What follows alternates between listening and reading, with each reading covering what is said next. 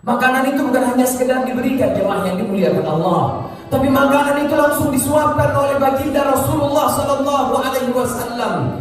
Makanan itu nggak perlu lagi dikunyah oleh Yahudi yang sudah tua itu jemaah yang dimuliakan Allah, karena sudah diharuskan oleh baginda Rasulullah sallallahu alaihi wasallam. Padahal itu Yahudi, bukan Muslim, bukan beriman.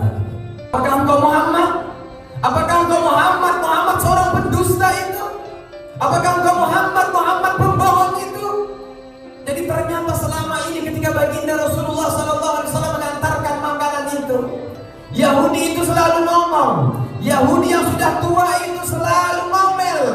Yang selalu dia sampaikan kepada baginda Rasulullah SAW, wahai saudaraku, jangan kau pernah berteman dengan Muhammad. Muhammad itu pendusta, Muhammad itu pembohong.